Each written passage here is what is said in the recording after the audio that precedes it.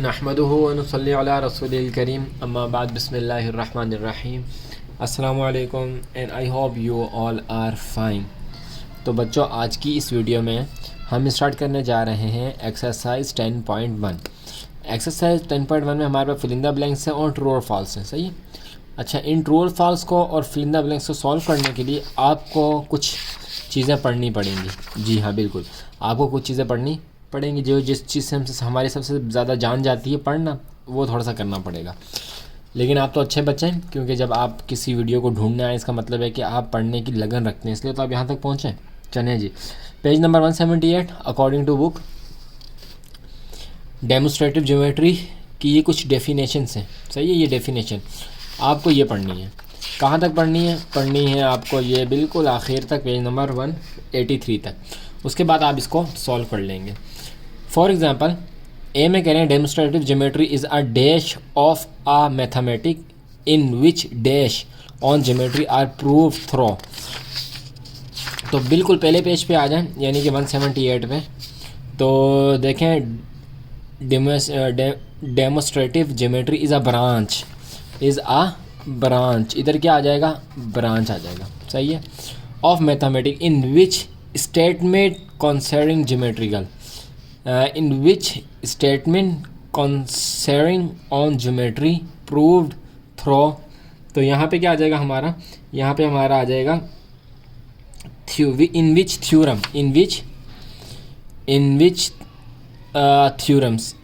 Theorems, ये जो bracket में है इन विच थ्योरम्स, तो यहाँ पे हमारा क्या आ जाएगा? थ्योरम्स। सही है, यहाँ पे हमारा थ्योरम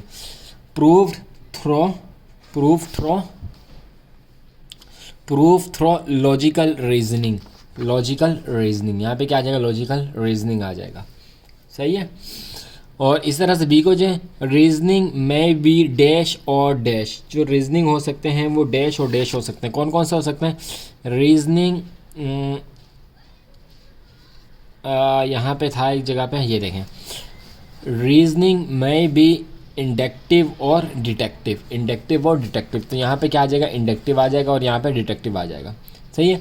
इसी तरह अगर सी पे बात कर लें तो सी पे हमें in dash reasoning we draw conclusion based on observation. तो यहाँ पे आ जाएगा इंडक्टिव।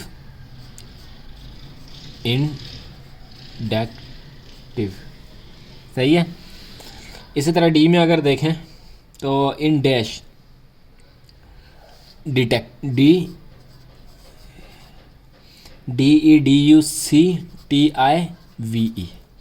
सही है। और इसी की दूसरी में आ जाएगा यही वाला, इसी केस में आ जाएगा यही वाला लफ्ज़ वर्ड, यही वाला वर्ड इसमें दोबारा आ जाएगा। ए में assumption are those statement which are accepted without proof,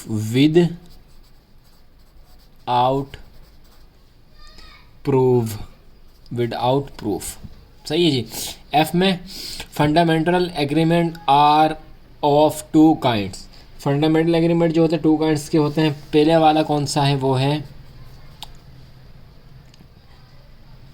एक्सियोम्स, और जो सेकंड है वो है पोस्ट्यूलेट्स। इस तरह अगर जी में आ जाए तो जी में हमें कह रहे हैं fundamental agreement which are related to a geometrical figure are called, तो उससे हम कहते हैं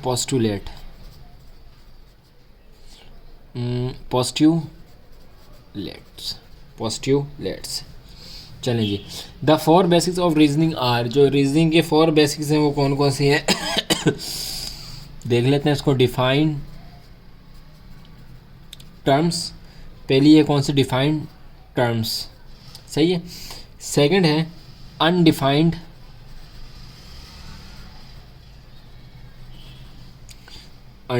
टर्म्स।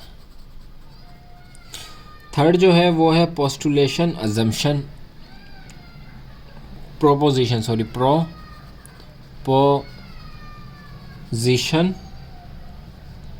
और अजम्पशन।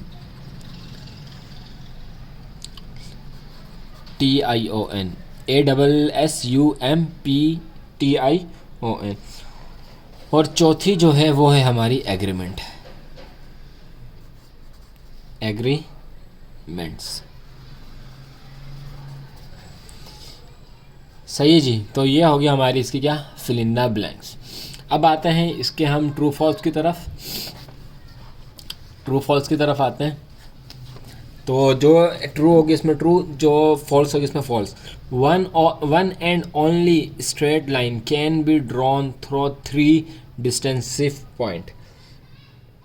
तो ये फॉल्स है, ऐसा नहीं है, बल्कि आगे जब आगे बस सवाल आएगा उसमें और भी हम ड्रॉ कर सकते हैं। तो ये है हमारा F. Number 2, if P and Q are constant point, symbolically we write P is equal to Q। तो ये ट्रू है। ये क्या है, ये है ट्रू, T हमारा। सी पे 2 point do not determinate a line. 2 points जो होते हैं वो लाइन को डिटर्मिनेट नहीं करते, तो ये फॉल्स है, करते हैं। Postulate four tells us that the surface of a plane is smooth and it's infinite all sides. तो ये कौन सा है, ये भी ट्रू है। Number 5, complement of an angle of x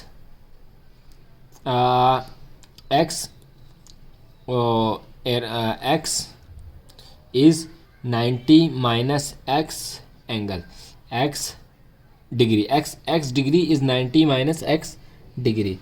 तो इसका जो होगा वो भी होगा ट्रू, ये भी होगा क्या, ट्रू। If two